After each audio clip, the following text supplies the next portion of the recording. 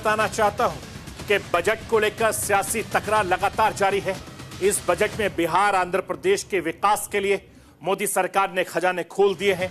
NDA में शामिल JDU और टीडीपी को खुश करने के लिए दिल खोलकर पैसा दिया है।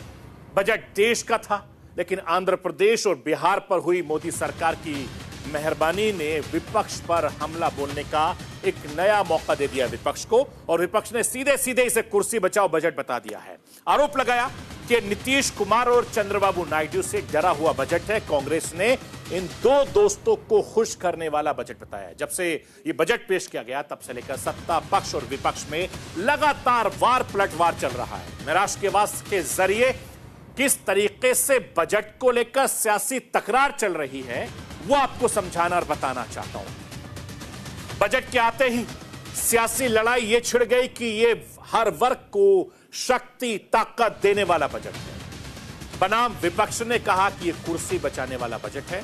सरकार की तरफ से ये कहा गया कि ये नौजवानों को अनगिनत मौका देने वाला बजट है, तो विपक्ष ने कहा कि सरकार बचाने वाला बजट है। सरकार ने यह भी कहा कि यह बजट मिडिल क्लास को ताकत देने वाला बजट है, तो विपक्ष ने कहा कि दो सियासी साथी को मनाकर ये रखने वाला बजट है। इस तरीके का आरोप लगातार लग रहा है।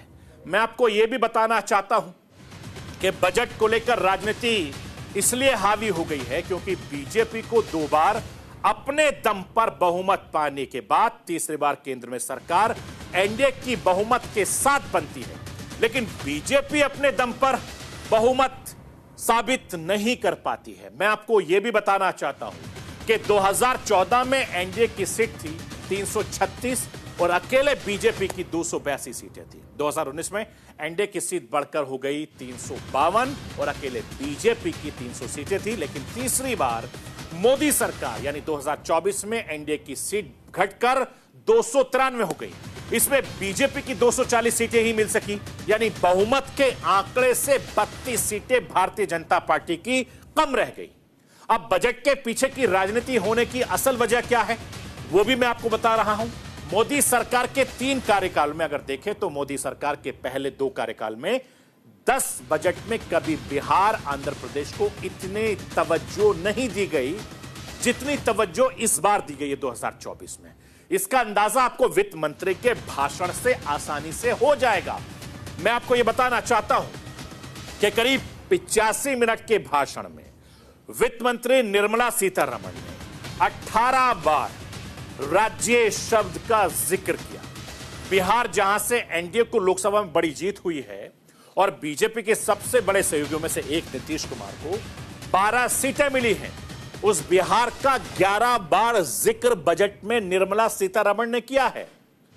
और निर्मला सीतारमण ने टीडीपी की 16 सीटों वाले आंध्र प्रदेश का नाम बजट में 5 बार किया है। 21 में से 20 सीटें बीजेपी को इस बार देने वाले ओडिशा का जिक्र बजट में 4 बार किया गया है। तो आप अंदाजा लगाइए, बजट में बिहार आंध्र प्रदेश को मिले स्पेशल अटेंशन को लेकर विपक्ष सरकार को घेर रही है और कह रहा है कि मजबूत सरकार नहीं है बल्कि मजबूर सरकार है।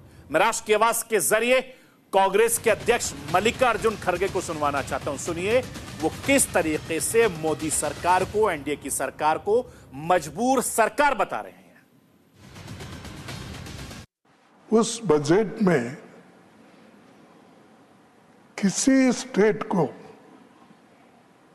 कुछ नहीं मिला और सबके थाली खाली और 2 के थाली में पकोड़ा और ये अपना जिलेबी। एक सेकंड, ये 2 छोड़ के किसी को नहीं मिला कुछ।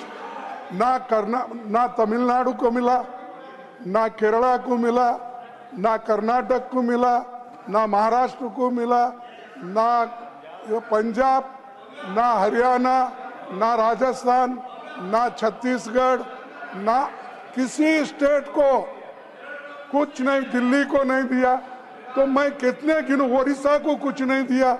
तो ऐसा बजट मैं कभी नहीं देखा और ये सिर्फ किसी को खुश करने के लिए, कुर्सी बचाने के लिए वो ये सब हुआ है। इसका हम कंडम करते हैं। Between vote on account which was presented on 1st February this year and now the full budget which was presented yesterday for this year. I have not named very many states, but let me take the example of Maharashtra, for instance. Between vote on account and yesterday's budget, in vote on account and in yesterday's budget, I had not named Maharashtra. I'll take it as an example. Cabinet has, under the leadership of Prime Minister Modi, passed a very important decision. It has taken the decision to set up a very big port in Vadavan in Maharashtra. Did Maharashtra get ignored because I did not mention the name of Maharashtra? 76,000 crores have been announced for that project. Maharashtra's name was not taken in the vote on account, nor was it taken yesterday. But does it mean that we've ignored Maharashtra?